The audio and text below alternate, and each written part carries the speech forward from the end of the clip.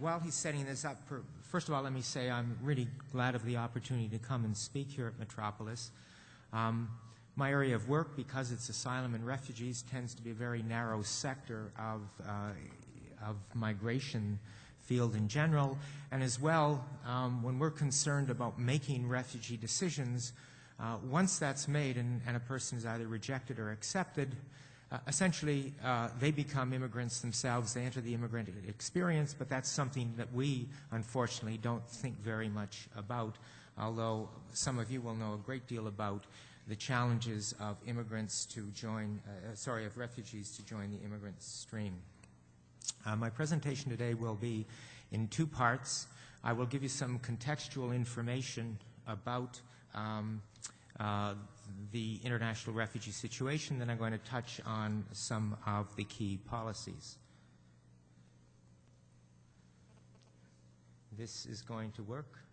By the way, this is going to be very quick. It's a whirlwind tour, so hang on to your seats. I'll try and not speak too quickly. And by the way, I have concerns. I play fast and loose with numbers because it's very difficult to count refugees. They move around, and often they're not disclosed to government counters. So all of these numbers are very rough, and I say that because there are demographers in the crowd, and it scares the heck out of me. I want you to look at the first three bullets here. If you look at those first three bullets in total, those are really refugees. And because the UNHCR doesn't count Palestinians and other people do, that adds another 4.8 million, plus asylum seekers. And we're really talking here about 16 million refugees and asylum seekers. I included the other persons of concern.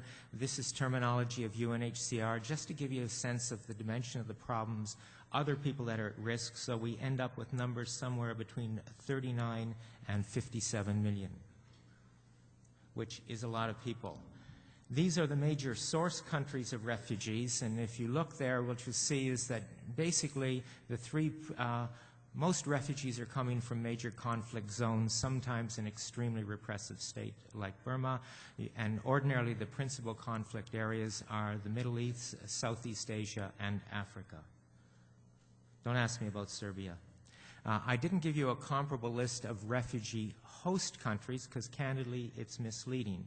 And instead, I've given you some sort of basic statements to give you a sense of the dimension of the problem.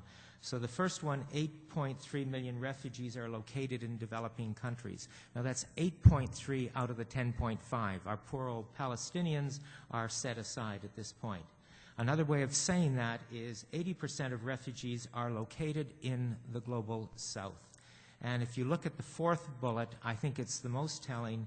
74% of principal host countries have a per capita income below $2,000 per year. In other words, 3/4 of the refugees are located in the world's poorest countries.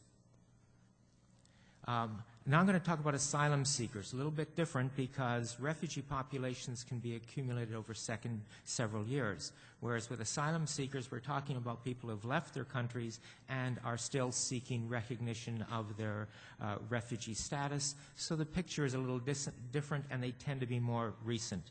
So in this list for 2009, we see that actually Zimbabwe suddenly bounces to the top in terms of principal source country.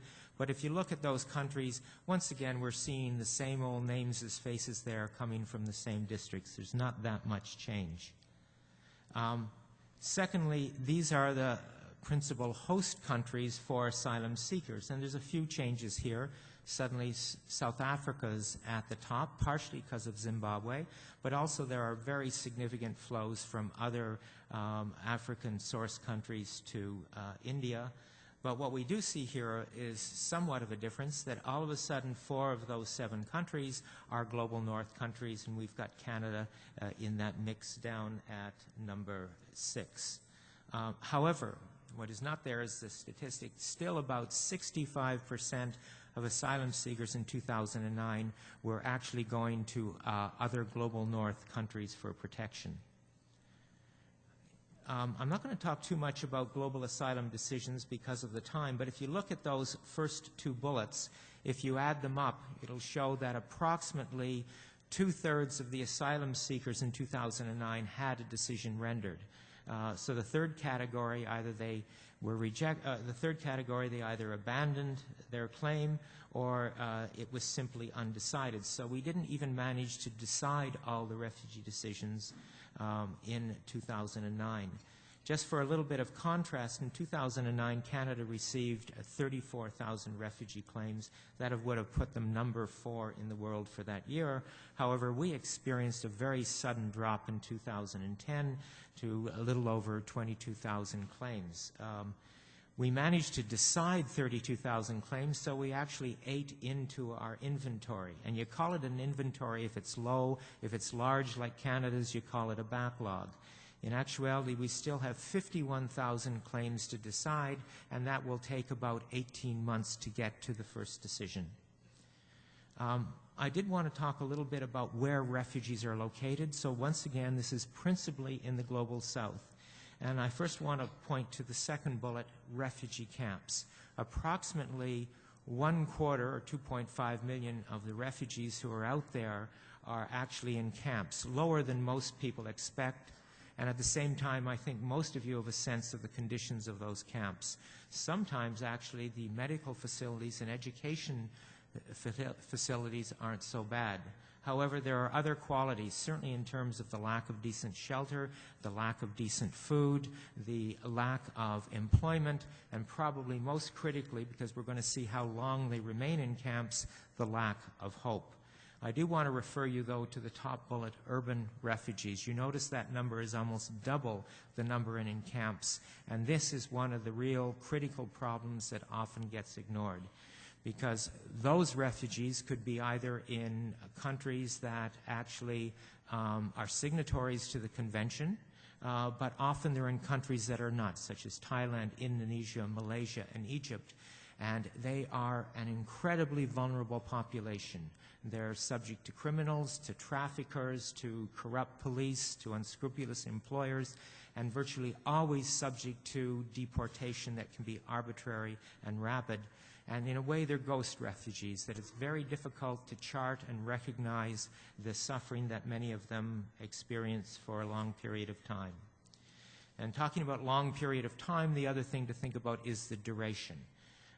There are two ways of measuring that. UNHCR looks at groups of ethnic groups of 25,000 over a 5-year period, and there are about 5.5 million people that fall into that category. The U.S. Committee on Refugees and Immigrants operates in a different way. So they're looking at a fewer number of people, 10,000 in excess of 10 years, including Palestinians. It's over 8 million people. Probably something to think about is almost 6 million refugees have been in exile in excess of 30 years. I'm not going to talk about durable solutions because of time. Ordinarily, there are 3 remedies. We try and repatriate refugees if possible. If they can't be repatriated, they're locally integrated. If that doesn't work, they can be resettled.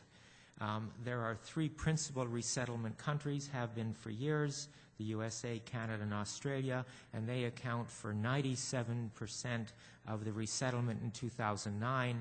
But that total resettlement, first time it was more than 100,000, but think of 100,000, think of 10.5 million, again, setting aside the Palestinians, we have a drop in the bucket.